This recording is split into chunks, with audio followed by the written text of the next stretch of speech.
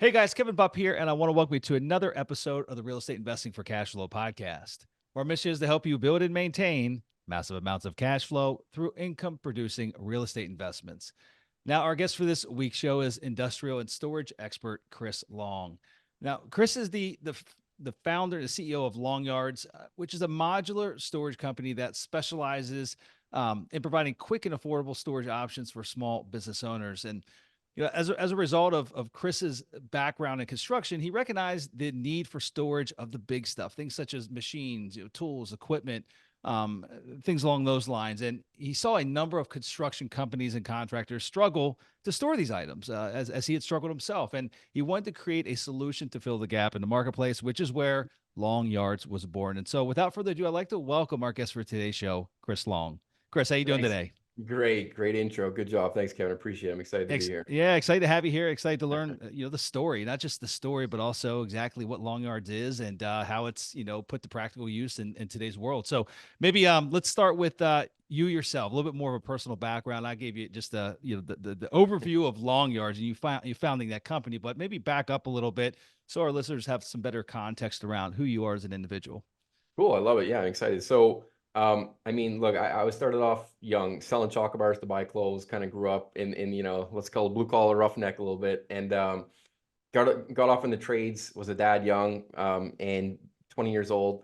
And I was like, I just got into construction immediately and started building and that's it. So I was always been a builder and always been kind of building my future. I guess it would be like a great way to frame it. And it didn't take long until I was in real estate, and I always knew real estate cash flow great. I was a licensed carpenter for 10 years, and I ran my construction company for 15. So once I got my ticket, I pretty much started my construction company immediately, and loved real estate. Bought my first house, turned into a duplex. Without long, my tenant upstairs was bringing me cash every month and paying my mortgage. I'm like, I love this. I'm gonna do it again. Did it again. Bought the second house, turned into a duplex. Things were growing. I had my construction company going. We had 12 employees. We're doing renovations all throughout Ottawa, capital of Canada. I am Canadian. Stroke of luck, I did a big commercial job and I didn't get paid. It really hurt. So everything kind of came to an immediate stop. And then I had to put the tool belt on and build it back up myself. So I went from 12 employees to one. And but I still love real estate. And then at the same time, I was having pain points with tenants. In Ottawa, if a tenant doesn't pay, they don't pay, it hurts. So trying to make a long story short, I loved real estate and I got a lot of pain points. And then I figured, you know what? I'm going to go into something a little different where the tenants don't have as much control. And that was storage. And at the same time, I was like, I want to solve a problem for my business that doesn't exist because I had tools, equipment, trailers. And I was like, this just doesn't exist. Why doesn't it exist? And I think I'm a simple guy. If I need it, somebody else does. That was my thought process. And sure enough, it worked. I had to sell everything I had left after going and get some bruises. And I went all in on Long Yards, and it treated me well. It rewarded me, and that was how Long Yards was born.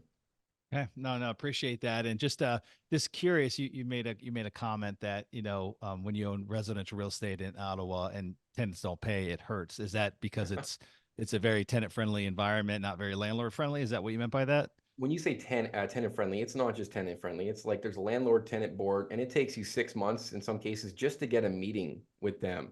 And listen to this, at the end, my tenants destroyed my property. They didn't pay for around 12 months. And at the end, in front of the court system, the only way to get them out was to give them a letter of recommendation to say they were great Wow. tenants. Oh And my gosh. the judge agreed with it. So I had to stand, and it burned my soul. Like I can't, I That put would my burn my phone soul number. as well. I'm like, please call me. Please call me. I wrote the letter, but it was, and so that's an example of the Canadian system with just how A, broken the system is, and B, how much they favor the tenants. So at that point, I knew in order to create something to scale, A, I got to think bigger, and B, I got to do something different. I quickly got out of that space. Yeah, no, I've got my own pain story. We used to own mobile home parks in New York State, and very very difficult state to operate in. Very very tenant friendly, and so I feel your pain. We no longer own there, never will again. But very painful process when folks don't pay. It still works in their favor. The court system pretty much always works in their favor, and kind of use the landlord as the enemy, right? And so it's Yeah. an unfortunate broken situation. We'll leave it Oh. at that.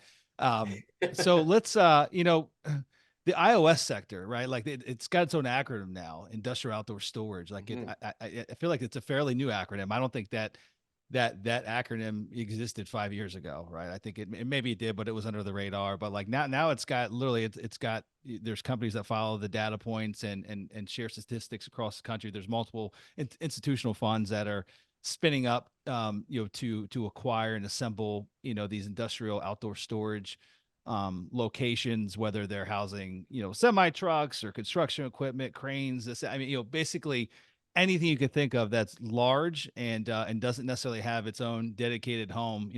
These companies need to store this type of stuff, and so I think that's kind of along the lines of what we're talking about here today. And so, just curious, I guess the issue, the problem that you saw, and this is to kind of talk to your construction company. You guys had trailers and vehicles and things like that, and it just wasn't a great area to store all those items, materials. I'm sure that you guys had, and so you basically saw that problem and ultimately created a solution. So is it?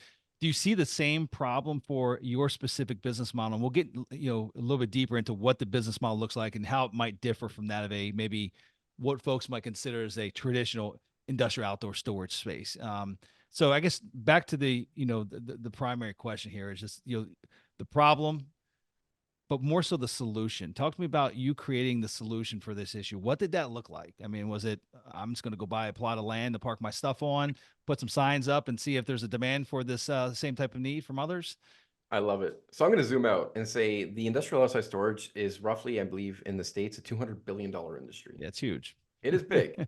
And It just didn't. nobody It never had its own identity until very recently. But yes, it's huge. and nobody is carving it up into parcels that are for the smaller guys that still cater storage for the big stuff. Hmm. That would be like a simple way to frame it. So the problem that actually Longyard solves for a lot of small businesses is that if a small business is like a landscaper, arborist, they're looking for a space. There's not much in the marketplace between I'll park one boat or RV or trailer or rent a storage unit in a facility versus now I got to upgrade and get a 3-5 year triple net lease at a 5,000 square foot warehouse and be fixed with my costs. There's not much in the middle. That's what long yards is. We're Hmm. the middle. We're that size yard that varies between 2 and 10,000 or 20,000 square feet with an office when you need it, which we call a long office, with a long box when you need it, with power, with cameras. It's affordable. So it's A, it's affordable. B, it's what you need when you need it. And we're not locking in 3 to 5 years. It's month to month. So if your business expands, shrinks, or grows, we're beside you. And that is really a powerful solution to a big problem in the marketplace, and that's what we aim to solve. So no, that's great. I appreciate the additional context there. So maybe using an example so we can all kind of paint the picture in our brains as to what this looks like. So you take a larger piece of property, you carve it up into smaller storage outdoor storage areas. You said I think 2,000 to maybe up to 10,000 or slightly larger square feet. Is that an accurate statement? Did I hear that Right. So some of correctly? our yards are 100 by 200, 100 by Okay. 100. We have 40 by 50, 50 by 50, 50. They really vary, but that's the idea. So you have smaller, medium, and large size yards. But even with those three classes, let's say small, medium, large, it's still a gap in the marketplace that Hmm. is not, you can't get that secured, fenced, private, you know, all your traditional amenities that a self-storage facility provides, a gate, keypad, cameras, it just doesn't exist. Yeah. No. No. Very very interesting. And so generally speaking, what is the going rate for a small business owner that needs to get one of these storage yards? Is it price based on square foot? Is there some other type of pricing metrics that you use? Yeah, it is price per square foot, and there's metrics that we use when we're expanding to new territories that we can do for due diligence and Hmm. research purposes. But I mean, it could start from honestly as basic as you need a $350 a month. You got a small yard for 4 trailers and some of your roofing equipment, Hmm. or whether you're a fencing supplier, you purchase in bulk, and and that's extremely God, like what's the word? It was just so desirable. And so like so much value to the small business. And then the larger guys, whether or not these be dealerships or what the case, they're looking for larger yards. And so one of our yards we rent for 2,150 a month, right? We have one yard we rent for 4,900 a month. They store small houses and they're building in the community, and they're just they have a distribution chain coming from outside, and they store the mini houses until the plots are ready, and they're building them. So I mean, it's really unique from like the needs of the small business, but all these little ecosystems that you're seeing come in behind the scenes during the growth of the city as well. So, I mean, there's many layers to get into, but it's so fun. And, but the most important part is it's extremely valuable to the client, the end user. Yeah, no, that's great. And so what is the ideal in a perfect world? What's the ideal tract of land? What size is that before you start chopping it up? Well, there's a lot of, there's certain like economics and feasibility that you want to be like a Hmm. minimum. And because you have your fixed costs, and there's kind of economies of scale where the bigger you get, the less per acre you pay. Hmm. So you almost want to get as big as you can for the least amount, that knowing the demographics will support it. So I would say on like a bullet point, it's like, okay, what's the minimum? And people are always asking, what do I look for? It's like, okay, you want to be 4 acres would probably be like a minimum, but there's also different tiers of land, and different tiers of land that we categorize it have different net rentable square footage allowances. A complete forest, by the time you cut that up, landscape buffers, water retention, everything else, well, you only have so much you can actually use. Where a piece of land with a a warehouse, crushed stone, ready to go, you actually have more net rentable square foot. So you can use Hmm. that as a smaller parcel versus the raw land, but give or take price, location, right? And we go through all that with the long yards model. But the game plan is minimum 4 acres. You want to be within a reasonable distance of main arteries of the city, and I mean that's a few quick bullet points. The zoning's another big part too. Got it. Got it. So I just Long Yards itself is a modular, it's a modular building company, right? So we're kind of talking about almost two variations of a business model that kind of worked hand in hand. Is that an accurate statement? We're talking about the real estate side of the business, but utilizing your long storage containers or long office containers to help add additional value to these cut up parcels within these storage yards. Is that an accurate statement? Right. The long yards Okay, doesn't exist without the real estate. got it, got it. So just long yards, are they, could I literally just buy one of these units from you and put it in my own, on my own piece of land or my own storage area, or do you strictly just rent these out? Well, when you As say long yards, think of it as like a service-based system, like a Okay. franchise. So we have a franchise fee, we Hmm. have royalties, and there's different ways to do it. It's like, here's our cookbook. We could do done with you or done for you. Pretty flexible. So if you have the land and you're just, you got a lot going on and you want someone that understands the market, understands all the nuances, the layouts, and just want it done for you, we could do that. Does Hmm. the zoning and location work? We need to verify that. We've had a lot of people reach out to us, hey, we think this land works, but we're just not confident in that location. And we actually know some people that are trying to do what we're doing, they're spending $1 million on dirt, and a year later they're not leasing up because they're just not targeting the land properly and they're not leasing it up properly. So absolutely, but it's a filtered search and a lot of due diligence we have to go through to make it work. Got it. Talk to me about location. And you mentioned locations that might not work, that ultimately don't have the demand. The piece of dirt might look nice, but like for XYZ reasons, it's not, maybe it's not a sufficient population, maybe it's not close enough to an interstate, whatever it might be. Do you have any demographics that typically work really well? I mean, initial population. Again, is it important to be near any type of interstate? Does this work in rural areas? Is it more densely populated areas? Right. So, like, obviously got to make sure the demographics are good. You want to make sure there's a certain amount of population per mile per acre. So the bigger the property, obviously you could stretch it a little bit on the income. And then you start going into the poverty rates. How bad is the crime in the area? You got to make sure the zoning works. And then you got to make sure the building requirements work. So there's many layers of approval that you need to go through. Hmm. And then there's all those little nuances. Some as simple as heavy traffic or equipment is not allowed on the road, or there's easements getting to the property. And these are things that could just be a deal killer that you find out a little bit later.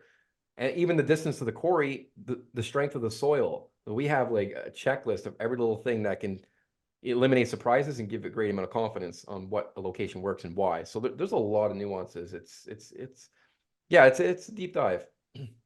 And then if you find the desirable piece of land, the zoning is correct and it checks all the boxes. Right. What does that finished product look like? Is it just crushed gravel, graded crushed gravel, or do you pave asphalt through there, or what's the typical? Well, we like to keep it simple. The idea of long yards compared to a lot of other businesses, it's quick and simple. And that's why we're modular. And so to Hmm. have a site up and running, I mean, when I say modular too, I mean, just so everyone's listening and getting it, it's temporary fencing and containers. And I'm not saying shipping containers. We actually have a long bulk line that come from Europe. We get them at wholesale pricing. They fold and unfold. There are brand colors. So the whole idea and the look of a long yards, it's modular. and it's out of sight, out of mind. It's a very clean product. You got nice blue fabric, nice branding. You got your gate. You got the branded products. You got cameras everywhere, and it sets a precedence. Like we have an expectation and standard for our tenants. And it gives us good tenants, long-paying tenants, which we know how to target. And it's not like a junkyard where you just drive in and you see stuff everywhere. It's just really clean. I would have to assume that might be one of the is that one of the on the operational side of the house, is that probably one of the more hands-on just day-to-day things that one might encounter that owns one of these long yards, is just ensuring that everyone, you got the guy he's got a bunch of stuff stored, but ultimately now all of a sudden he's got a bunch of used tires and stuff he's coming, he's bringing in, barrels, which you have no idea what's inside them, right? They're going to cause contamination issues and things like that. Yeah.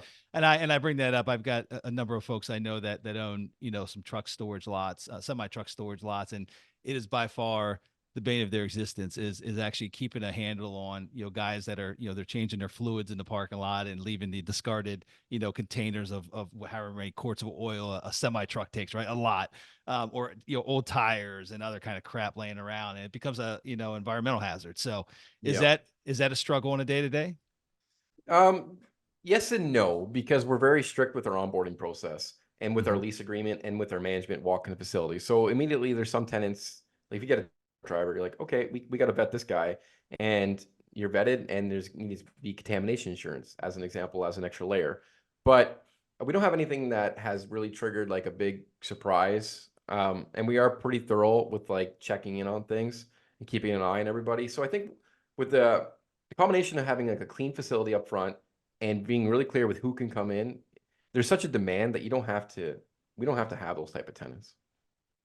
No, that makes sense. Fair enough. And a question I meant to ask a little bit ago: are these, to help facilitate maybe, the demand? Maybe you build out, you build a you build out a location, you end up with 10 small sites, 15 medium, and 20 large, right? And you come to the determination that there's definitely more demand for the smaller sites, and so you need to chop up some of the medium and the large. Is it easily demisable to go in and actually reconfigure things once you've got it laid out? With the right design, yes. Got it. Right, with the Got it. right design up front, the answer to that is yes.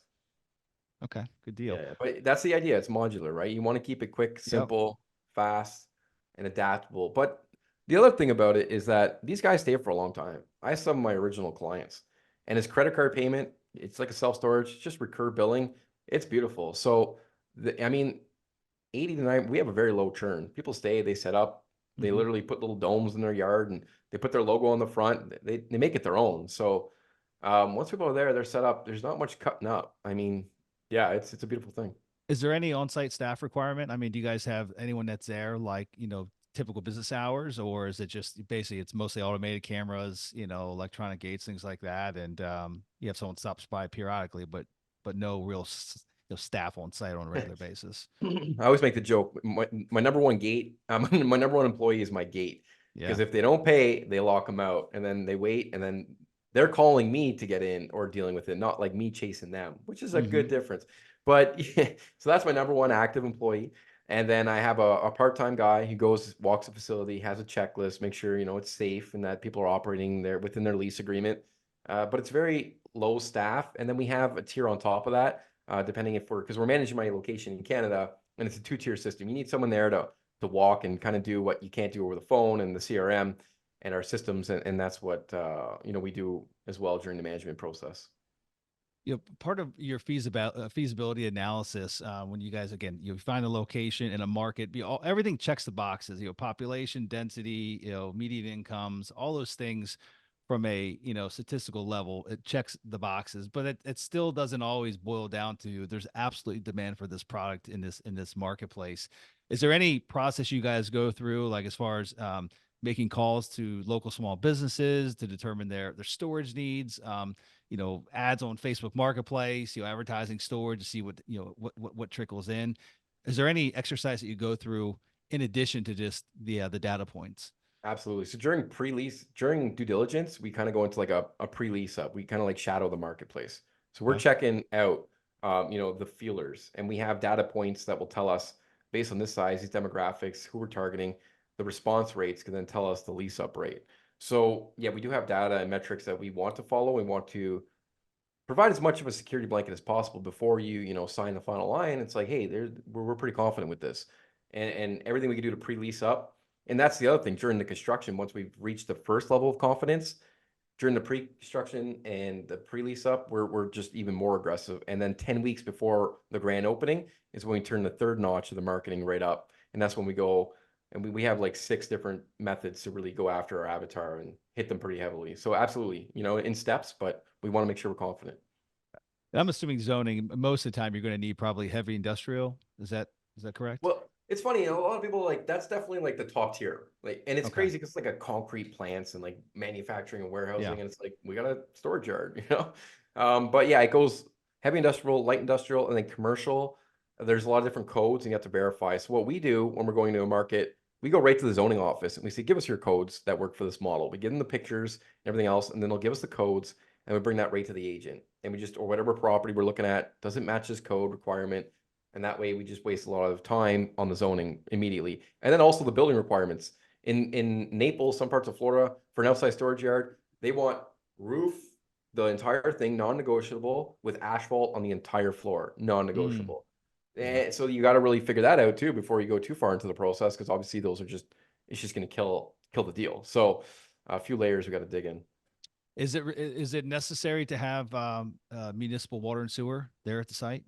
No, no, unless the local requires like a washroom on site, Hmm. and they don't allow like a nice trailer, and then they're like, you need to bring water and sewer just for this little bathroom for a truck stop, whatever. Then you're kind of, if you can't get out of that, held to it. But no, the beautiful thing about long yards is it just needs power.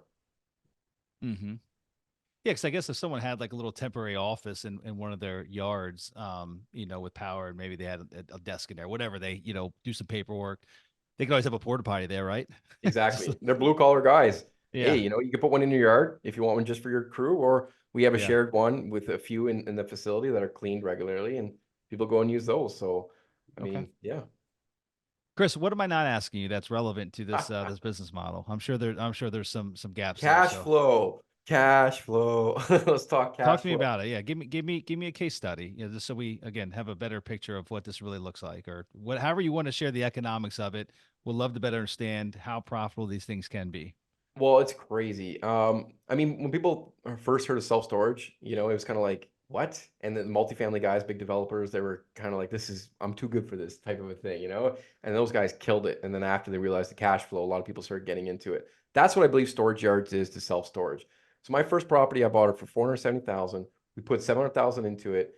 And right now it's bringing in between 35 and 40 grand a month. So, and in the States, if you're using SBA, which is great, you could be in a deal like that for 100 to 150,000, which we're getting people to do. We're finding the real estate and we're like, hey, I've done the same thing. Let's show you 150 grand. And I mean, if you could net after your expenses 15 grand a month after all expenses for $150,000 investment, that's pretty good. Not to mention Yeah. you have an asset worth a few $1,000,000. So, Have yeah. you guys been successfully? I mean, have you successfully got an SBA loan to the finish line? I'm just curious because this model it's not a new model per se, but it's a unique spin on a kind of an existing type of real estate or business model, but it's not as well known, right? It's not buying self storage, which obviously everyone's familiar with. It's a documented business model, and this is still getting its legs, right? Like it's not as widespread as what your traditional self storage is. So, are there any challenges there with the financing? SBA loves it. Actually, I talked to a Do few they? SBA lenders and they're like, wow, this is storage. This is real estate. It's Hmm. like a dream package for them. So they love it because of the security. We got long-term reoccurring clients. So they're all over it, right? You just got to make sure that the numbers pencil and that we can actually perform on what we say we're going to do. So that's it. And the other part about long yards is very territorial. Like a lot of people, we just sold a territory and I got a call the week after, like, hey, I want this area. And I was like, sorry, that area is no longer available. And so like you're kind of you want to the markets are going to get saturated, and long yards we want partners to kind of take on a few areas because there's a whole territory side of it, right? There's only so many that are first of all, land's really scarce. It's really hard to get the right Hmm. property, and there's only so much of an area that you want to absorb. So yeah, I would say the cash flow is great, but it's also very niche. A lot of people know about it. When they do, sometimes it's too late because the Yeah. area is taken. Yeah. No, fair enough. Anything else that we haven't spoken to that's important? I mean, I don't know. I just love sharing about my model. I'm pretty Yeah, no, it's great. open. So, I I mean, yeah, love I it. don't know. Sometimes people compare it to like different asset classes, and I just look at it like, why do you get into business? I think supply and demand is like a very Hmm. foundational part. How much is it, and how much is needed, and how do the numbers work? So when I'm asking people like, what kind of business do you want to get into, just supply and demand, and let the numbers do the talking. And when long air's at the table, when the pen's on the paper, it does a lot of talking. So I just love telling people about it, and I want to grow this with the right partners. No, it's exciting, my friend. I appreciate you coming on and sharing the story. So in the event that listeners want to learn more, where's the best place to track you down and get more information? Yeah, you can find it at longyards.com. You can follow, there's a form at the bottom. I always put my number in my email. Give me a call, 941-278-1995. And my email is clong@longyards.com.